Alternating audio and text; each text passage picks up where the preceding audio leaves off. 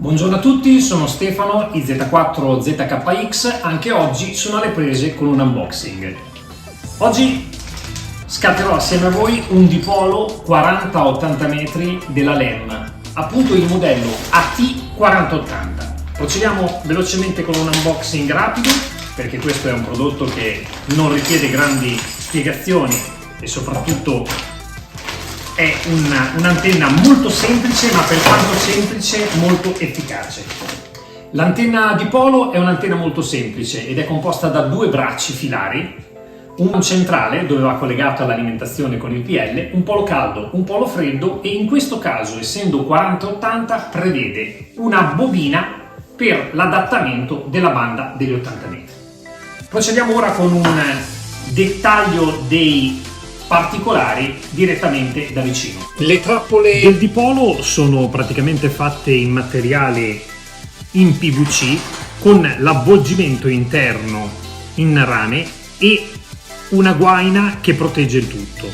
Le dimensioni sono di 21 cm circa con un diametro di 4 cm,2. È assicurata mediante questo giro del cavo in modo che la trazione non vada a inficiare sul contatto caldo, così per la parte in fronte, così per la parte retro. Abbiamo questa parte di cavo che viene ripiegato e serve appunto per una giusta taratura. Andando a agire su quella che può essere la lunghezza di questa ripiegatura, noi andiamo a tarare quella che è la risonanza, ad affinare la taratura della risonanza in 40 metri. Nella parte finale viene riproposto un sistema molto simile, nel senso che abbiamo questo cordino che può andare ad agire sulla lunghezza totale per andare a tarare gli 80 metri. Questo è il centrale, che prevede anche questo semplice sistema antistrappo, in quanto il filo è collegato nei due contatti e poi è assicurato per non avere danni di trazione.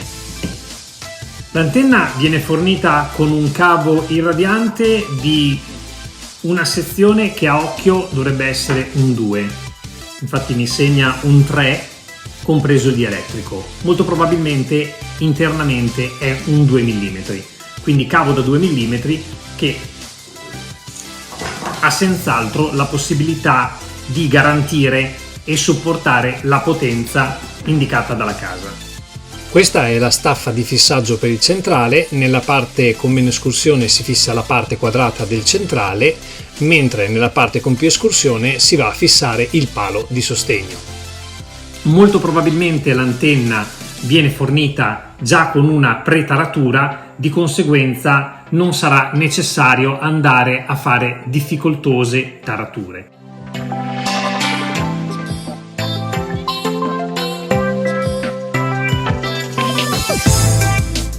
Il montaggio è particolarmente semplice. Io ho utilizzato un palo alto 11 metri e sono sceso lateralmente con i due bracci, mantenendo per ambo le parti la stessa gradazione, che io ho tenuto un pochino più verso i 40 gradi per esigenze di spazio, garantendo così un'altezza minima da terra di 2 metri. Andando ad analizzare l'antenna, il rapporto di onde stazionarie è più che soddisfacente, in quanto in banda 80 metri possiamo avere quasi 100 kHz con stazionarie inferiori a 2 e si copre abbondantemente tutta la banda dei 40 metri con stazionarie inferiori all'1.5. L'unico accorgimento che ho avuto in fase di montaggio è quello di utilizzare dei piccoli tappini simili a quelli che si mettono sulle punte dei radiali per proteggere il taglio vivo del rame in modo che l'umidità non entri nel tempo.